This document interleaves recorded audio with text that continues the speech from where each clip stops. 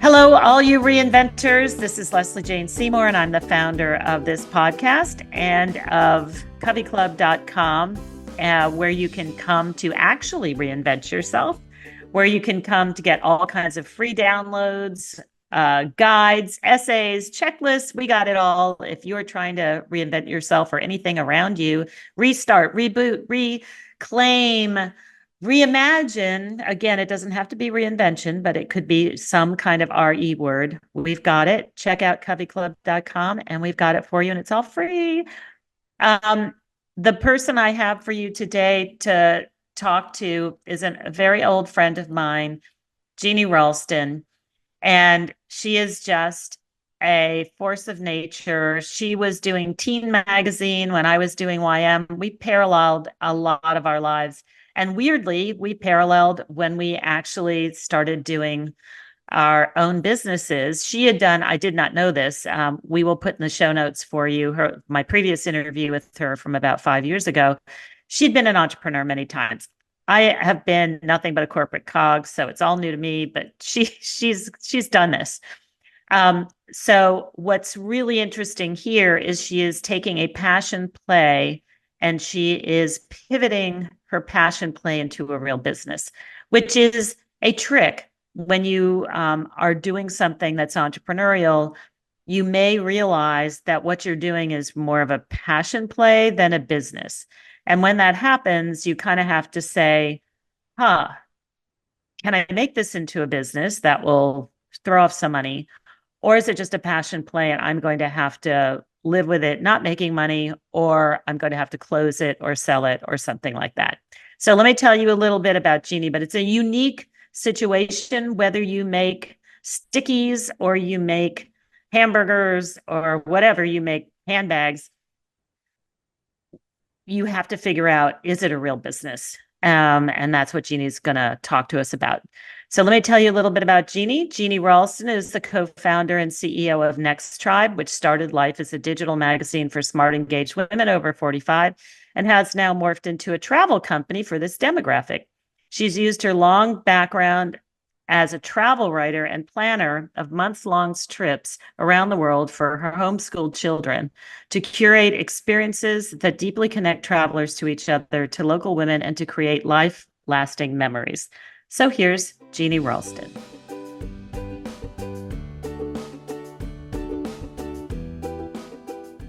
Hey, Jeannie, so glad to have you on the pod. And this is a second time. I'm so excited. You have so much going on in your life, and I'm so happy for you.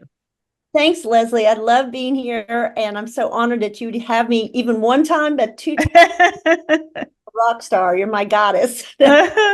So let's sort of just catch everybody up. We'll put the first interview into the show notes, so for whoever hasn't seen it. But just very, very quickly, just give them like a broad sketch of what you've been doing for the last 5-6 years and what's happening now, because it's a reinvention of a reinvention, and you are the ultimate reinventor. Yeah.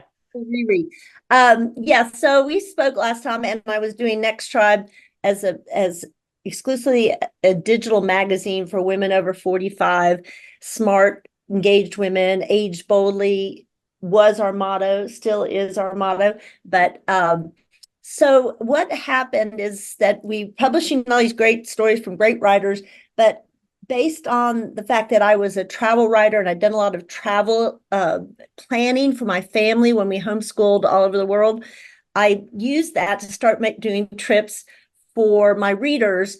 And it soon became apparent that people really liked the trips. And we started doing more of them to some of the places I'd written about or where I had lived. And we just started building some steam on that. And so this past year, we have really done a major pivot. And what I like to tell people is that we used to be a digital magazine that offered some cool trips. Now we're a travel company that publishes a cool magazine. So I think that's brilliant. I think that's totally brilliant. And I think that's where all of this is going. It was interesting. I had to do a survey lately because, was very much like Covey. You and I have very similar background. We came out of traditional publishing. And I think what people realize is that in order to make it a real business, it's very hard. I mean, we know poor publishing. I go into the the CVS, and I don't even know what's on the racks anymore. There's nothing that I even recognize as a magazine. It's weird stuff. It's so horribly tragic. But that what you do digitally, sort of, you have to find a hook that's different. And I know there are a lot of people who are listening. They're doing groups of women. They understand that women need to get together. They understand we're better together. They understand, I mean, all the things that you and I and Covey Club and Next Tribe talk about, we all sense it, feel it. But to make it an actual business, it seems like you have to do something else with it. So can you talk a little bit about that? Like, what was this sort of revelation? And I think each person is going to go in the direction of something that's innate in them. And I think this is good also for people to understand who are starting a business. I mean, look, there are 500 thousands of businesses that do the same thing. They make hamburgers. But how do you make the hamburger that's right for you, right? So can you talk a little bit about that, the dawning of that, and then how you carried it out?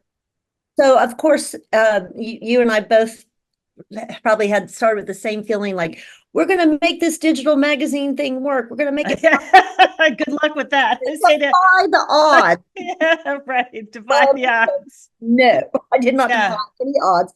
Right. And I thought I had things sort of figured out. We used to do these big events in different cities and had sponsorships.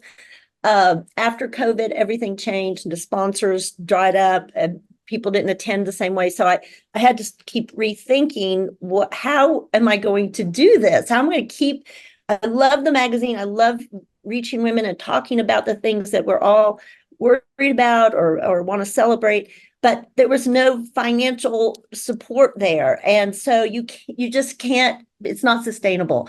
And it began a realization probably a year and a half ago is that I had, by that time we were doing about 6 or 7 trips a year. And I was seeing, I mean, we obviously, we try best to keep our prices down and accessible. Right. We do have a profit margin on our trips. Well, duh, it's a business. Hello. Like that's, we can talk about that later because I think that's also misunderstanding. But yes, go ahead. We have to. And so we started seeing that that's where our strength was. And we decided we're going to lean into it. So we began offering more trips. And last year, 2023, I was gone all the time. I was leading all the trips myself. Then we realized, wow. Yeah.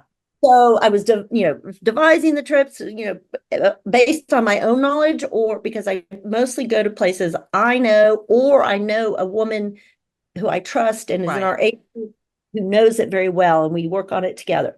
So, but it was really last year where we realized that we have to offer more trips to make it, to really continue to grow and support everything we want to do, memberships and articles. And so we realized too that I have to learn to find people who can lead these trips and not me all the time. Right. You can't scale. So we were told that one of the main things that, if you looked at our website for the, 2017 till the end of last year, 2023, it looked like a magazine. The homepage was a magazine. And, so I love that. That did not bring people in as travelers. So we started last summer rethinking the whole business and through the revamping of our website. So the real pivot, kind of the, is the epitome of our pivot is the way we redid the website. And it's travel first. It's when you go to the website, the homepage, it's all about travel. And we have the magazine. And as we say, we have plus, all these transformational fun trips, plus a Next Tribe magazine, because we know you do more than just travel. So that's a thing. So that was, and it was a huge undertaking to redo the website because, as you can imagine, when you're redoing the website, you're redefining yourself and your business and what you want to put out there to the world. So I think that process just helped us, narrow down what it is that we do and what's important to us. And talk a little bit about, there are a million travel possibilities out there. What's different about yours? What's unique? How did you find that uniqueness for people who, again, who are listening and they have a business like everybody else, but they need to find their uniqueness? How did you do surveys? What did you do? Well, it because it grew out of the magazine and our mission of really catering to women who believe that this is not the end of anything. This is a chapter where we can really shine and still have great experiences and try new things and laugh too loud, maybe drink a little too much, just be great, fun people, have fun, learn things, all of that. We don't stop being fun and interesting at this age. And so the magazine's always been pushing that. And so it became, what I realized at some point is that the magazine sort of filters out, is a filter, so that the people who come on the trips have already bought into that idea of aging boldly. So what that means is that when our groups are amazing. I mean, I was asked once by a woman on one of our trips, and she said, I study group dynamics. She's a psychotherapist or something, and I don't understand what you're doing. I've never seen a group come together so quickly. And I'm like, I don't know. It's just happening. Yeah. Well, because you understand women at this age, you've spent your lifetime understanding them, right? Exactly. And so, I mean, I guess, but I really started thinking it was probably the magazine being the filter, that every woman on there was somebody who really believed that this was a great time in life, and they were positive about getting older and not feeling sorry for themselves or whatever. There were just a great positivity. So everyone clicked so quickly. So that's one thing that I say separates us, is that the women you meet on these trips, it's a very quick and easy coming together, bonding. And then we also, because, I have been a travel writer and I've done all of this, and I used to think, well, I mean, until I started doing group trips, I've never taken a group trip. And so what that means is I don't want it to feel like one of these group trips that. Oh yeah, which I would like. I'm not one of those, and I'm not on a boat either. I'm not doing those things. Yeah. I'm not walking. No, everyone's got to follow me in lockstep, or we're on this tight schedule. And Yeah, exactly.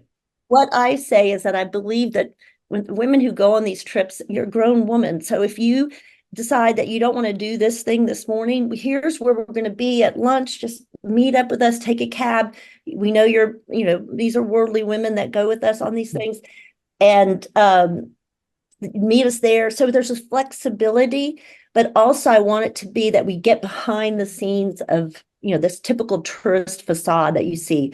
So we're not interested in seeing every church or this historical thing or that thing. We're having experiences, and mostly we're having experiences with local women in our age group. Like we were just in Italy, and we met this fabulous woman who's kept alive this weaving technique, and she's our age and just lively, bubbly, and we all fell in love with her and honored what she was doing. But in every place we go, we try to meet local women who are doing something fascinating. So there's that kind of bonding too. So you don't feel so much like you're a tourist looking from the outside, but you look more like you're getting to know people on the inside. And I always like to try to get people into somebody's home in that destination. That's what people like. They want to see, like we have a downtown New York City insider tour, and we go to great apartments for special things. So that's another thing that we do that I think is different, is we really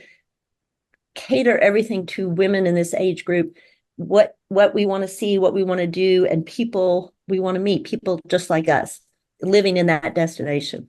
That's interesting. So you'll do the day trips in New York. So that must be, is that a day trip or people come, is that several days or how are you doing that? 4 days, and we go to speakeasies. We Oh my. Okay. like little places. It's all downtown. Art, artists down there, women artists our age. We get performance. We have a little theater in the East Village. We rent out and we get like Jenny Allen to do stuff and some other women in our age group who are comedians or humorists. And we go to people's apartments. So it's really about seeing a different side of a city. Of course, people think they know New York, or they think they've seen New York because they've gone to the Empire State Building.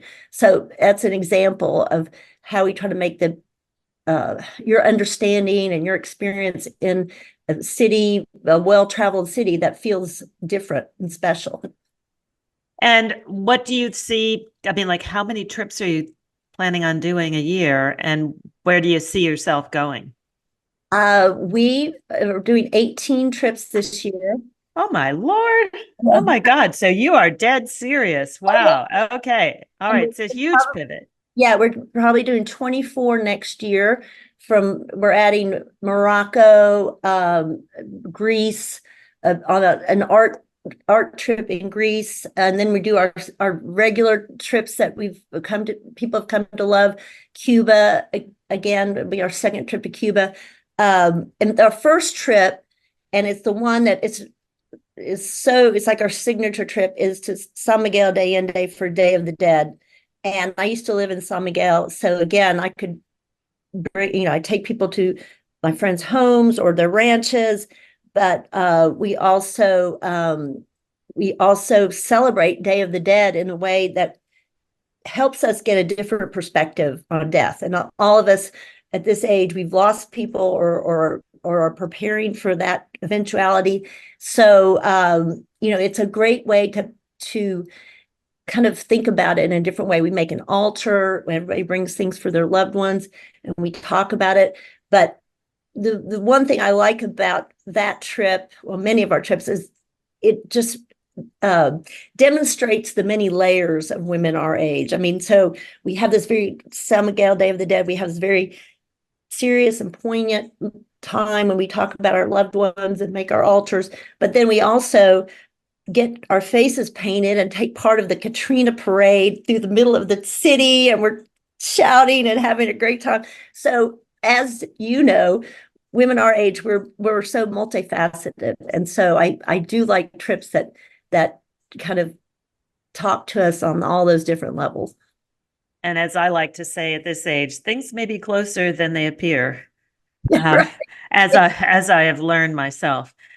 So what are the big learnings for you in trying to pivot? You've done several businesses, though, that you've had to pivot. Did you, Yeah. or are you, because you've been in and out of several businesses? Can you talk about the ones, how do you know when you should pivot versus how do you know when you should sell it or get rid of it or close it? Because I think, again, a lot of, look, being an entrepreneur, this is my first entrepreneurial thing, and you run into a lot of walls. And there are many times where you think like, oh, that's it, we're over. And then you kind of pivot your way out of it. You figure your way around it. But how do you know when you really are done? I say it's like being a turkey in a pen. Like they apparently put turkeys in circular pens because they get stuck in the corners.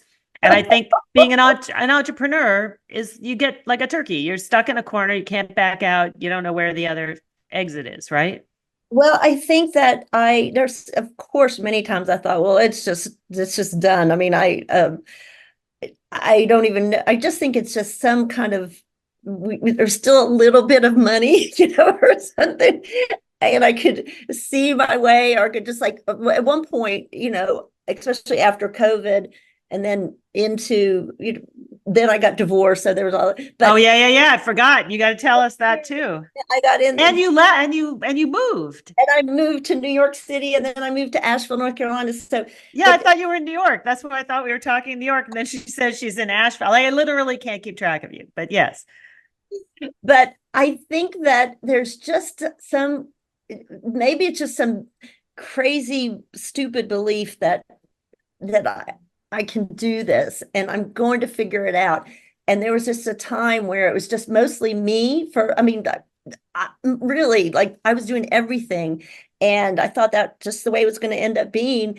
But as soon as we had the breakthrough and we started really figuring out the way to, when I started figuring out a way to increase the number of trips and possibly our profitability, and those kind of things, I did bring on somebody who was a chief operating officer, Jeannie Edmonds, were the two G. Ah, And two genies. So you only hire genies? Okay, I get it. Don't apply unless your name is Jeannie. I get it. Okay. That's one way to handle Yeah, recruitment. but she's been instrumental in helping us become a real business. I mean, and so I have to credit her for that's her specialty. And we're so compatible. We think alike. We bicker, but then we laugh and love each other. But so she was been able to see forward. And at first she was just working for just little bits and little bits, and eventually I gave her a little part of the company so that she could stay on. So I guess maybe when you're stuck, I mean, obviously it doesn't work for everyone, but I had to something had to change, and one of the things that had to change is me doing everything and me playing to my weaknesses. My weakness is of business orientation, or making myself more professional and not trying to do everything myself. So bringing on somebody else who had some skills and working out an arrangement that I didn't have money to give her at the time, but we worked out, she got some of the company. And then as we moved along, I was able to pay her, but neither of us has paid what we probably should be, but anyway, but still. I've never taken a salary, so I'm like, and I know you did. I know you did in the past. At least I have always yeah. taken because I have to, especially after my divorce. I really had to. Right. So anyway, but I think that is maybe a piece of advice is to get another perspective in. I mean, I was, you just turn it in your head over so many times, and Hamster wheel. Yeah. it's hard to have a real breakthrough if it's just you all the time, and it's somebody who has as much belief in you and the mission as you do, who can just slide in and help shake things up so you can see things a little differently. And how did you guys meet? Because I do believe I'm like you, I'm going through that transformational moment where it's just been me all the time. And I'm like, I'm kind of tired of this. Like, I can't do it. It's exhausting. It's too hard. You can't grow just by yourself. And then I know it sounds silly, but maybe you had the same experience. People talk about say to the universe what you're looking for, and people arrive. Can you talk about that? Did you do that? And they come in. I have some people that have arrived into my life that understand the business part that I don't. Yes. And like you were trying to figure out, what can I give you? Because I don't have cash, blah, blah, blah. But this is a common problem with a entrepreneurial And premise.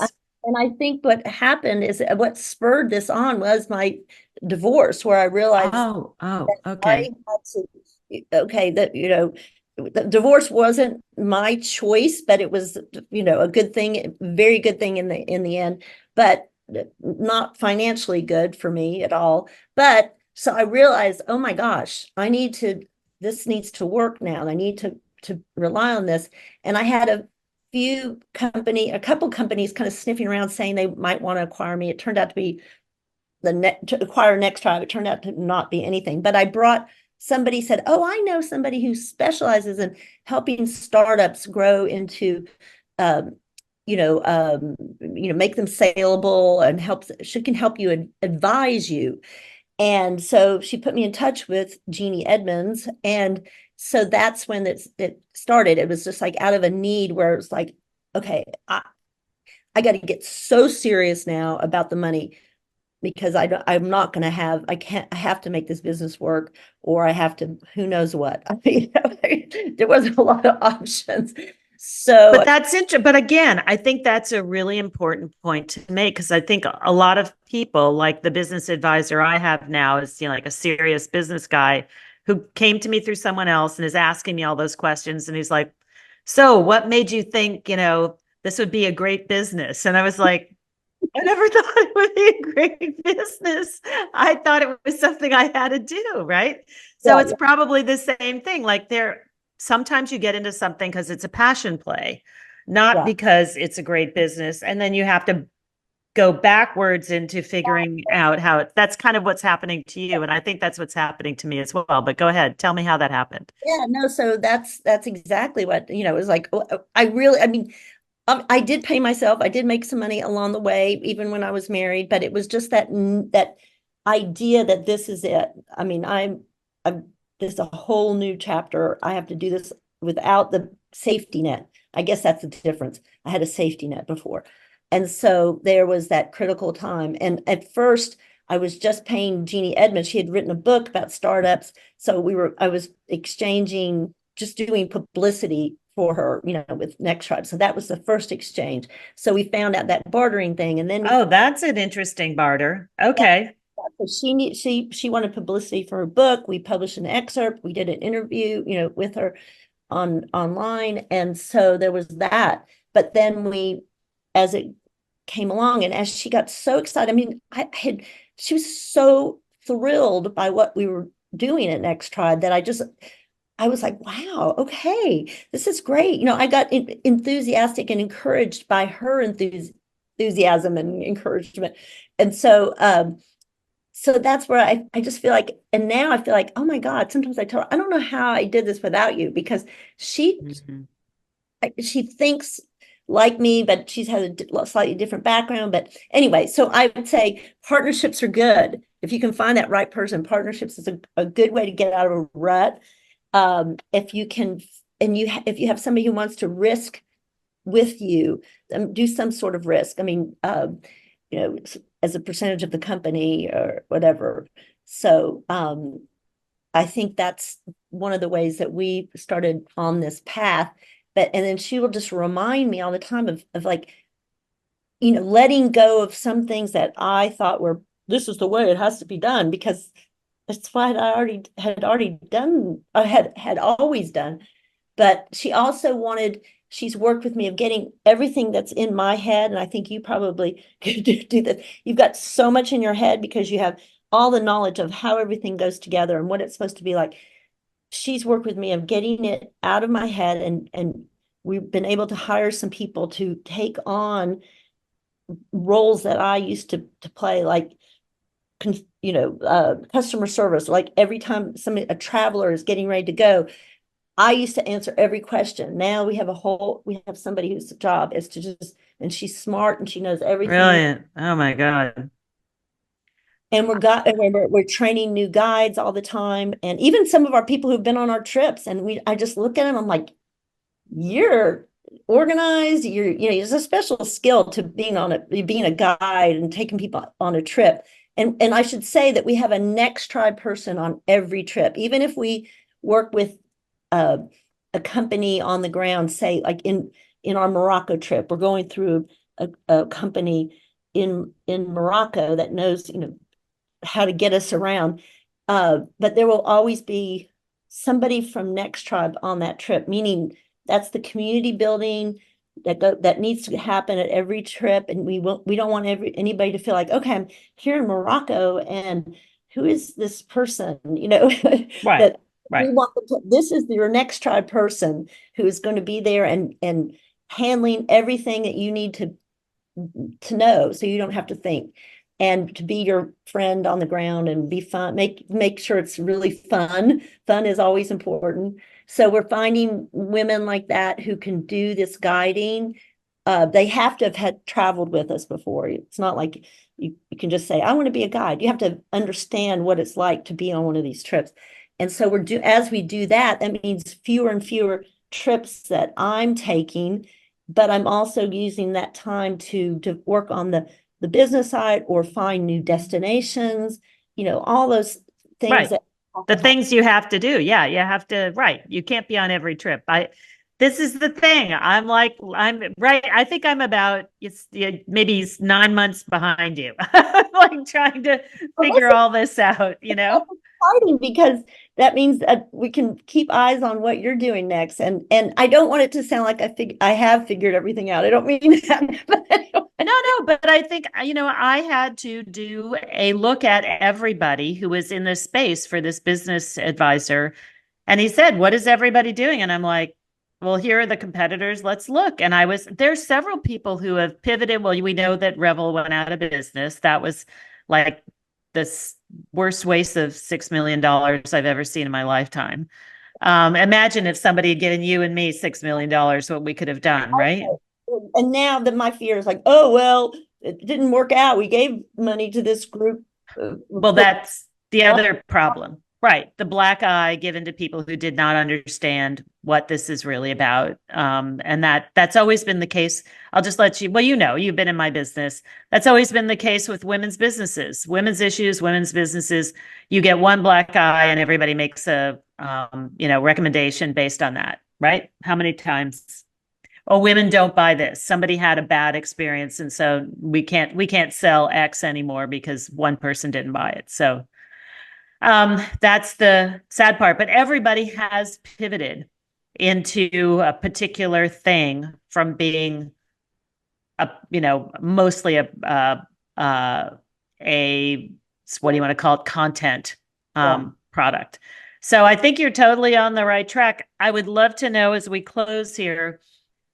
So if we're talking to people who are listening, who again, they're making a better chicken burger, or they're making it could be anything where there's a lot of competition.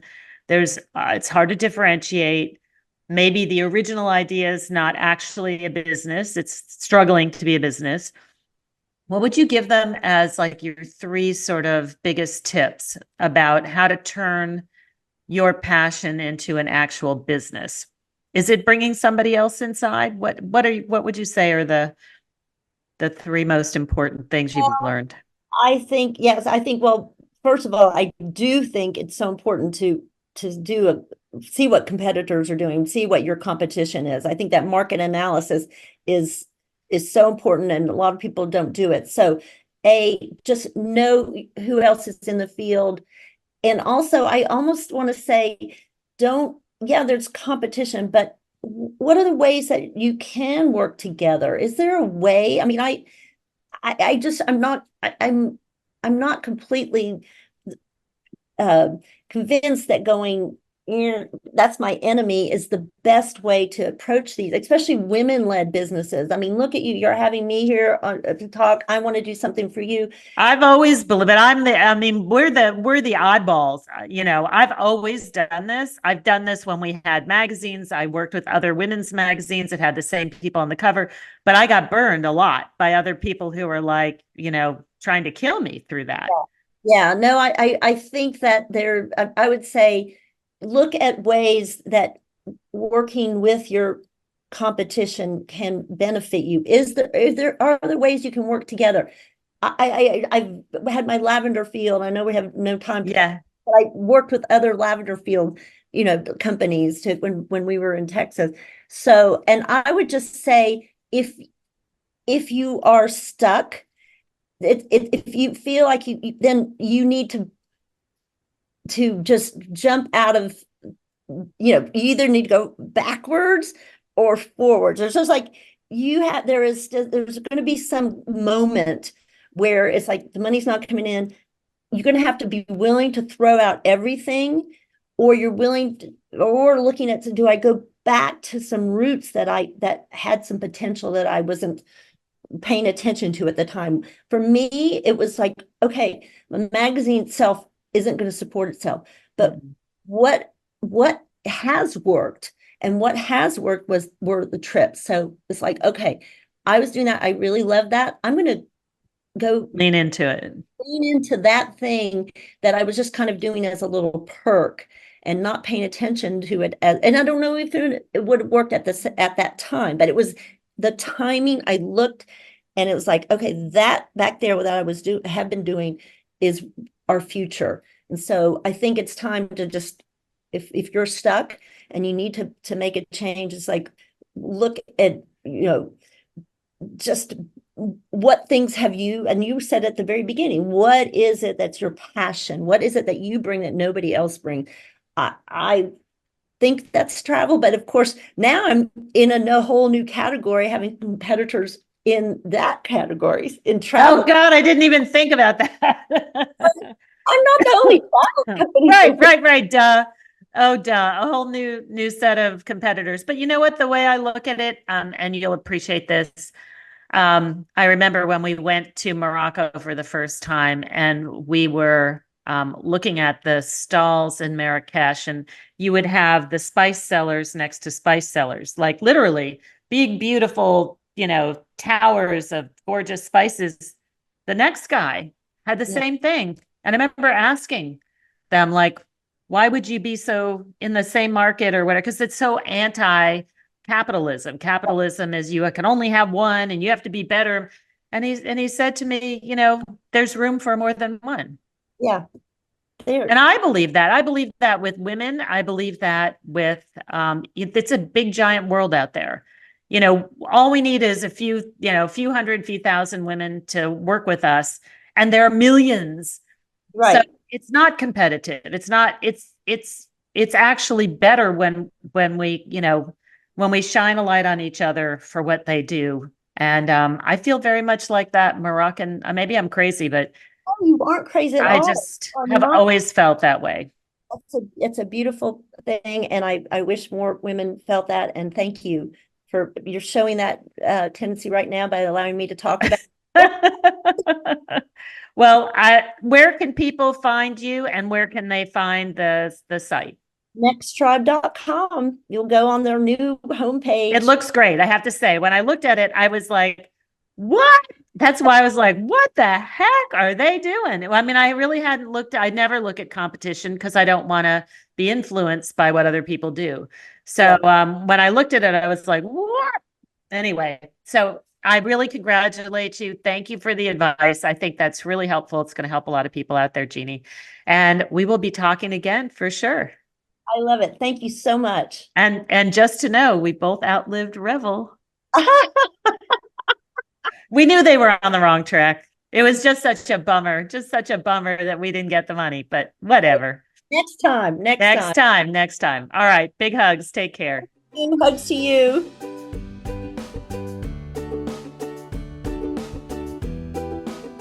So I hope you enjoyed this conversation, and I hope that Jeannie's helpful in making it clear to you whether you need to go in a different direction or close shop or work with your competitor. I know that sounds really strange, but Jeannie and I do that. And I hope that you're going to be able to figure your way out if you need to pivot. And of course, follow the podcast. We have 1,000 different ideas for you, 1,000 different tips and tricks that will help you in your journey to reinventing yourself, rethinking, reimagining. And of course, if you're dead serious about this, don't do it alone. I had to do it alone when my magazine, More Magazine, closed. Being a solo entrepreneur all by yourself, I'm just going to say it really sucks. Don't do it. Come over to CoveyClub, join us, join this fabulous group of women. That is really what we know how to do. We teach twice a week. We bring in experts to help you get to where you're going in your reinvention. And we do support for you as well. So we bring you the people, products, places, and things that will help you reinvent. And then we also become your friends. People come in for the reinvention and they stay for the friendship. So until then, I will see you next time.